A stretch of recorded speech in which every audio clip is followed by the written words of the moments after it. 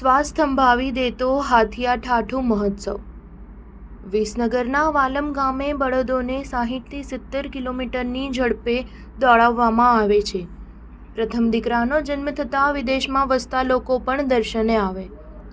વિસનગર તાલુકાના વાલમ ગામે અનોખી પરંપરા જોવા મળે છે, જેમાં વાલમ ગામે ચૈત્ર માસ દરમિયાન ગામ લોકોમાં અનેરો આનંદ અને થનગનાટ જોવા મળે છે. વાલમ ગામે દેવશક્તિ અને લોકશક્તિના દર્શન કરાવતો હાથિયા ઠાઠુ મહોત્સવ ચૈત્ર વદ નોમ અને દશમના ઉજવવામાં આવે છે. રાત્રે ગામના સાંકડા રસ્તે વચ્ચેથી નીકળેલા હાથિયા ઠાઠુના પાણીદાર બળદો સાથે 60થી 70 કિલોમીટરની ઝડપે દોડતા ગ્રામજનોનું દ્રશ્ય જોઈ ઘડીભર માટે તમારા શ્વાસ થંભી જાય છે. આ મહોત્સવમાં ગામના વિદેશમાં વસતા વિદ્યાર્થીઓ તેમજ લોકો પણ ગામમાં કુળદેવી સુલેશ્વરી માતાના દર્શન કરવા તેમજ મહોત્સવ જોવા માટે આવે છે, જેમાં મોટી સંખ્યામાં લોકો ઉમટી પડશે. ચૈત્રવદ પાંચમથી આ મેળો શરૂ થાય છે.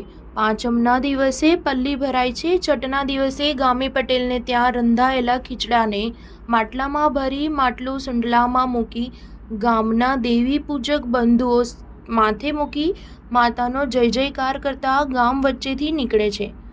ત્યારે ગામના લોકો તેના પર લોટે લોટે પાણી રેડે છે અને આ ખીચડો માતાજીના મંદિરે પહોંચે છે, જ્યાં યજ્ઞકુંડની પ્રદક્ષિણા કરીને સુંડલા સહિત તેને યજ્ઞકુંડમાં પધરાય છે.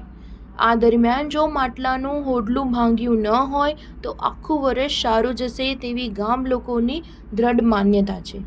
સ્ટાર ન્યૂઝ 7 હંમેશા સચ્ચાઈની સાથે.